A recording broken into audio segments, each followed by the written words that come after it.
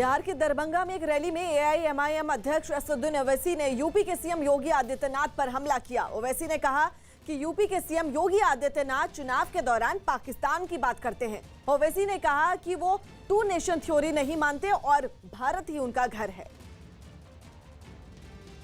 उत्तर प्रदेश के मुख्यमंत्री ने आकर यहाँ पर असदुद्दीन ओवैसी का नाम लिया और कहा कि वो पाकिस्तान के हित में बात करते हैं। मैं ये पूछना चाहता हूँ बीजेपी के लोगों से कि आपका उत्तर प्रदेश का मुख्यमंत्री बिहार को आता है और यहाँ पर आकर भी उसको असदुद्दीन ओवैसी ख्वाब में क्यों दिखाई देते हैं। गुजरात के केवड़िया में पीएम ने कई योजनाओं का उद्घाटन किया। गुजरात के केवड़िया में प्रधानमंत्री मोदी ने जंगल सफारी की सौगात दी। 2 दिन के अपने दौरे में उन्होंने आरोग्य वन और आरोग्य कुटीर का उद्घाटन किया। इसके बाद उन्होंने जंगल की सैर की और वहां इंतजामों को भी देखा। महाराष्ट्र के धुले में पुलिस ने नकली नोट छापने के आरोप में 2 लोगों को गिरफ्तार कर लिया। साथ ही इस कार्रवाई के दौरान बाकी 2 आरोपी वहां से भागने में कामयाब रहे। काफी सारे नोट्स जले हुए मिले। मध्य प्रदेश के उज्जैन में पुल का एक हिस्सा गिरने से 6 लोग घायल हो गए, जिन्हें इलाज के लिए अस्पताल में भर्ती करवा दिया गया। इसके बाद घटना से नाराज कांग्रेस विधायक महेश परमार पार्टी के कुछ कार्यकर्ताओं के साथ वहां पहुंचे और धरने पर बैठ गए। फिलहाल प्रशासन ने इस मामले में एक इंजीनियर को निलंबित कर दिया है।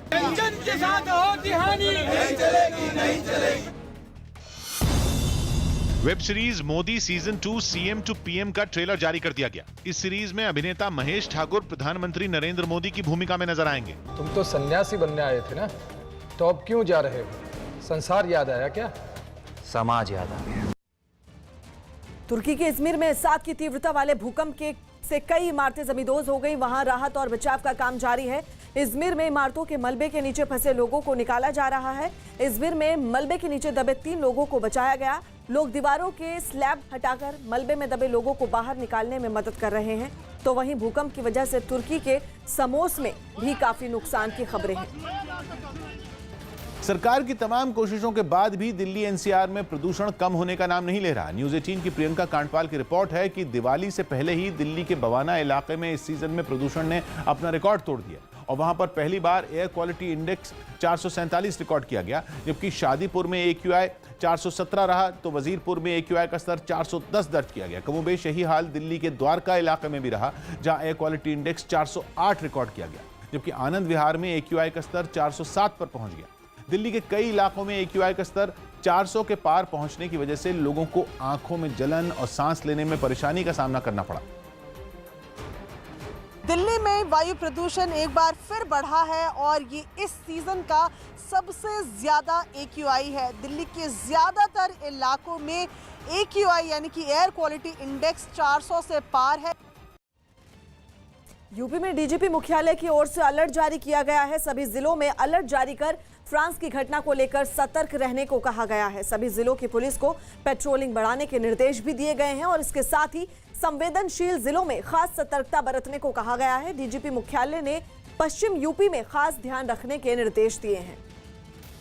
कश्मीर के कुलगाम में 3 बीजेपी नेताओं की हत्या के बाद इलाके में मातम पसर गया। दिन भर कुलगाम में नेताओं का जमावड़ा लगा रहा और सुरक्षा बल के जवान आतंकी हमले की कड़ियां जोड़ते रहे। जबकि हमले का शिकार हुए नेताओं के घर वालों का रो रो कर बुरा हाल हो गया। नेताओं के घर लोगों की भारी भीड़ जुटी रही। हर कोई परिवार के साथ इस दुख की घड़ी में खड़ा दिखाई दिया। पोस्टमार्टम के बाद एम्बुलेंस में शव को घर लाया गया।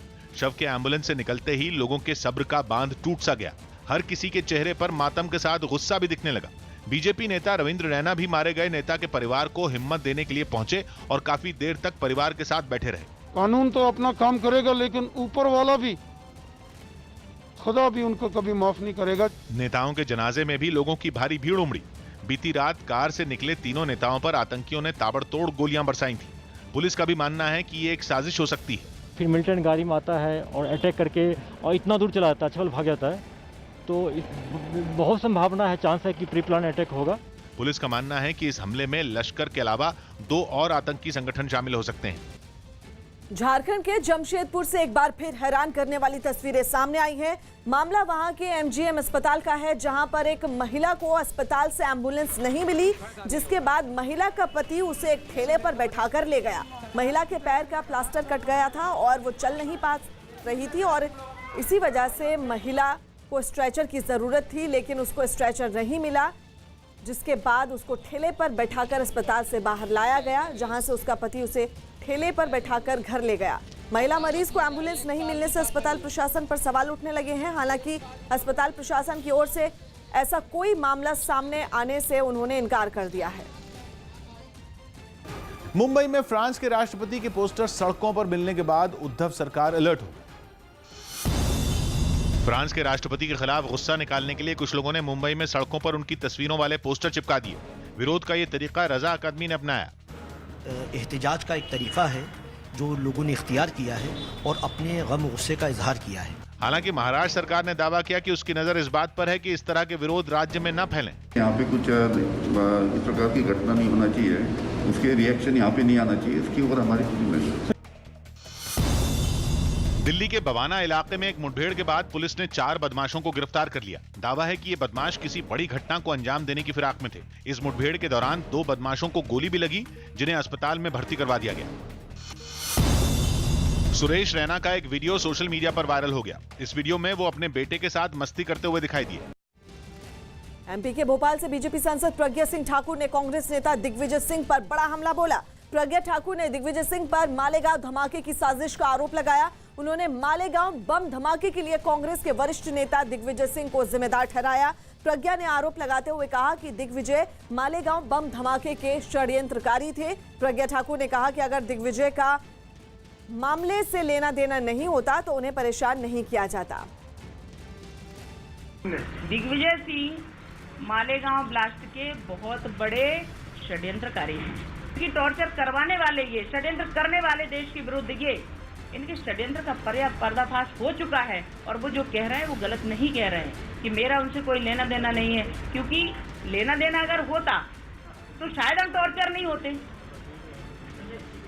भाई लेना देना नहीं था, पर टॉर्चर हुए हैं, इनका लेना देना था। मैं तो कह रही हूँ स्पष्ट दिग्विजय सिंह का लेना देना था, इसलिए इनने लिया भी और दिया भी। बिहार के वैशाली में आरजेडी की एक चुनावी सभा में मंच पर चढ़ने के लिए कार्यकर्ताओं के बीच मारपीट हो गई। तेजस्वी यादव आरजेडी उम्मीदवार वीणा सिंह के लिए प्रचार करने वहां पहुंचने वाले थे, लेकिन उससे पहले ही मंच पर मारपीट शुरू हो गई। सामने आई एक तस्वीर में कुछ आरजेडी कार्यकर्ता मंच के दाईं तरफ एक आदमी को पीटते दिखे। इसके बाद वहां अफरा तफरी मच गई। कुछ लोग जो मंच के बाईं तरफ थे वो तमाशबीन बने रहे, लेकिन इसी बीच कुछ लोग आगे आए और उन्होंने बीच बचाव करने की कोशिश की। बताया गया कि आरजेडी का एक कार्यकर्ता जबरन मंच पर चढ़ गया था और वो उतरने के लिए तैयार नहीं था। हालांकि इससे पहले सब कुछ नॉर्मल था और वहां बैठे लोग तेजस्वी यादव का इंतजार कर रहे थे। बिहार के वैशाली में चुनाव प्रचार के दौरान रक्षा मंत्री राजनाथ सिंह ने अनोखे तरीके से आरजेडी पर हमला बोला। राजनाथ ने लोगों से बीजेपी प्रत्याशी को जिताने की अपील की। इस दौरान राजनाथ ने कहा कि अगर दीपावली के मौके पर लक्ष्मी को लाना है, तीर चलाकर लालटेन बुझाइए और फिर कमल खिलाइए। दीपावली आ रही है, घर में यदि लक्ष्मी को लाना चाहते हैं, लक्ष्मी जी लालटेन लेकर नहीं आएंगी। लक्ष्मी जी आएंगी तो कमल के फूल पर बैठकर आएंगी। इसलिए मैं कहना चाहता हूं, तीर चलाइए, लालटेन बुझाइए और कमल खिलाइए। यही अपील करने के लिए आया हूं। यूरोप के देश स्लोवाकिया में एक ऐसी कार बनाई गई जो लोगों को जमीन पर घुमाने के साथ ही आसमान की सैर भी कराएगी।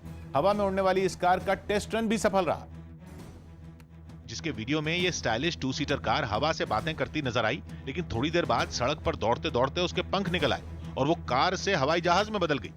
सिर्फ 3 मिनट में कार ने अपना अवतार ही बदल डाला। उसने टेक ऑफ किया और आसमान को अपना ठिकाना बना लिया। वो हवा में 1500 फीट की ऊंचाई पर आराम से उड़ती नजर आई।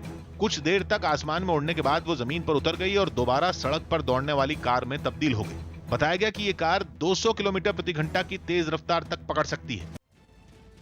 फ्रांस और सऊदी अरब के बाद अब रूस में भी चाकू के जरिए हमले का एक मामला सामने आया है।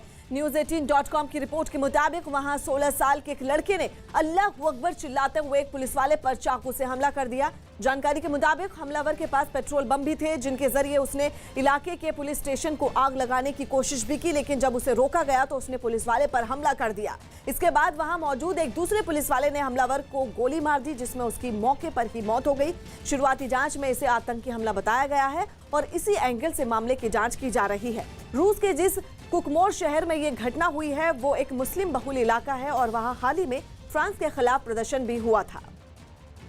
अमेरिका के फिलाडेल्फिया शहर में पुलिस की बर्बरता के खिलाफ हुए विरोध प्रदर्शनों के दौरान खूब लूटपाट हुई और एक अफ्रीकी मूल की एक अमेरिकी महिला का बुटीक ही लूट लिया गया। मतलब जिनके लिए इंसाफ की मांग की गई उन्हें ही निशाने पर ले लिया गया।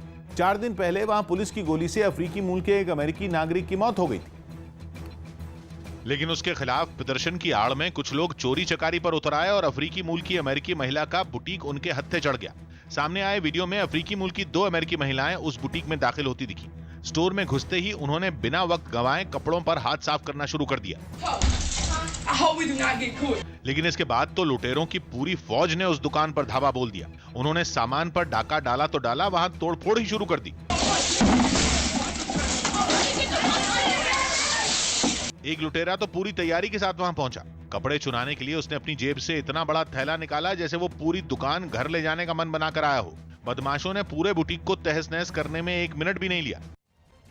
उत्तराखंड के उधम सिंह नगर में एक बुजुर्ग महिला से चेन लूटने की वारदात को अंजाम दिया गया, जिसे वहां लगे सीसीटीवी कैमरे में रिकॉर्ड कर लिया गया। घटना के समय बुजुर्ग महिला अकेली थी और इसी बात का फायदा उठाकर बदमाश ने बुजुर्ग महिला की चेन लूट ली। वारदात से पहले आरोपी वहां फोन पर किसी से बात करने का नाटक करता दिखाई दिया। इसके बाद बुजुर्ग महिला जैसे ही वहां से गुजरी, आरोपी ने किसी का पता पूछने के बहाने महिला को रोक लिया और बातों में उलझाने की कोशिश की। इसके बाद बुजुर्ग महिला जैसे ही वहां से आगे बढ़ी तो आरोपी ने तेजी से हमला करते हुए चेन को लूट लिया और वहां से भाग गया। इस दौरान बुजुर्ग महिला ने आरोपी का कुछ कदम पीछा भी किया, लेकिन वो उसे पकड़ने में नाकाम रही। वहीं पुलिस ने केस दर्ज कर आरोपी की जल्द गिरफ्तारी का भरोसा दिया। तो ये पूरी घटनाएं सीसीटीवी में रिकॉर्ड हो गई है। व्यक्तियों को तस्दीक करा जा रहा है और आगे की कार्रवाई की जा रही है। बताया गया कि जहां बुजुर्ग महिला से चेन लूटी गई, वहां पहले भी आपराधिक वारदातों को अंजाम दिया जा चुका है। मुंबई के घाटकोपर रेलवे स्टेशन से रोंगटे खड़े कर देने वाला एक वीडियो सामने आया, जिसमें दिखा कि चलती ट्रेन में चढ़ने की कोशिश कर रही एक महिला हादसे का शिकार होने से बाल बाल बच गई। जिस वक्त यह घटना हुई तभी स्टेशन पर खड़ी उस लोकल ट्रेन ने चलना शुरू किया था। लेकिन इसके बावजूद प्लेटफॉर्म पर मौजूद यह महिला चलती ट्रेन में चढ़ने के लिए दौड़ी। ट्रेन के रफ्तार में होने की वजह से वो झटके से प्लेटफॉर्म पर जा गिरी। ऐसे में उसका एक पैर ट्रेन और प्लेटफॉर्म के बीच में मौजूद खाली जगह में फंसने ही वाला था कि वहां मौजूद एक रेलवे पुलिसकर्मी ने तेजी से उसे ट्रेन से दूर खींच लिया। बाद में वहां मौजूद दूसरे लोग उस महिला की मदद के लिए आगे आए। देश की राजधानी दिल्ली में कोरोना ने एक बार फिर से रफ्तार पकड़ ली है। वो इसलिए क्योंकि पिछले 4 दिनों से दिल्ली में लगातार कोरोना के 5000 से ज्यादा नए मरीज सामने आ चुके हैं। पिछले 24 घंटों में दिल्ली में 5891 नए मरीज सामने आए, जबकि 47 लोगों की इस महामारी से जान चली गई। इतना ही नहीं, दिल्ली एम्स इस बात की भी जानकारी दी है कि आने वाले दिनों में कोरोना के और ज्यादा मरीज सामने आएंगे, क्योंकि कोरोना की दूसरी लहर तेज हो गई है। इतना ही नहीं, एम्स ने लोगों को इस त्योहारी सीजन में कम से कम घरों से निकलने की अपील की है। केंद्र के कृषि कानूनों के खिलाफ राजस्थान विधानसभा में कल बिल पेश होगा। पंजाब की अमरिंदर सरकार के बाद अब राजस्थान सरकार भी केंद्र के कृषि कानूनों के खिलाफ बिल लाएगी। राज्य की गहलोत सरकार सुबह विधानसभा में इस बिल को पेश करेगी।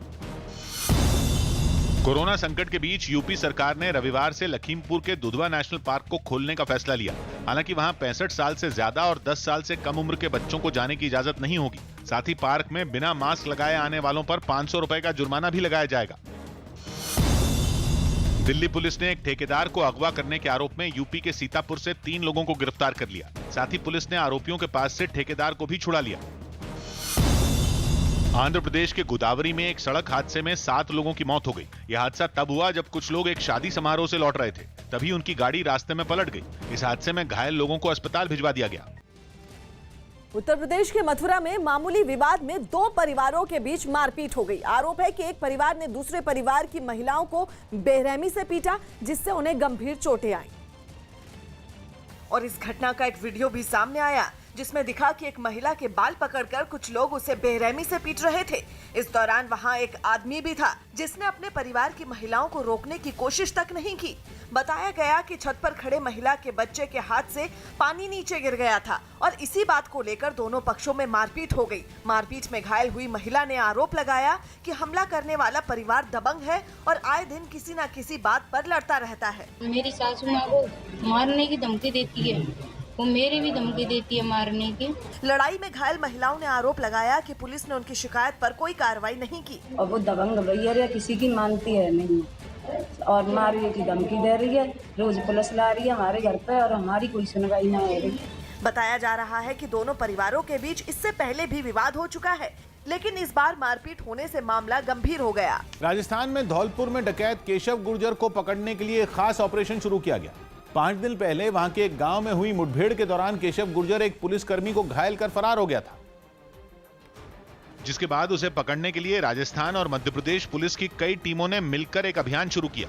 मुठभेड़ के बाद डकैत केशव गुर्जर चंबल के बीहड़ की तरफ भागा था और इसीलिए पुलिस की टीमें पिछले कई दिनों से लगातार चंबल के बीहड़ों की खाक छान रही हैं। बताया गया कि पुलिस डकैत केशव गुर्जर की पत्नी समेत कई लोगों को हिरासत में भी ले चुकी है और उसकी तलाश के लिए जगह जगह दबिश भी दे रही है। स्थानों पर तलाश की गई है जहां उसके शरण लेने की संभावना है। चोरी और डकैती के आरोपी केशव गुर्जर के सिर पर 1.5 लाख रुपए का इनाम है। मैं हूं किशोर अजवाणी। आज की ताजा खबर जारी है। आप बने रहिए न्यूज़ 18 इंडिया के साथ।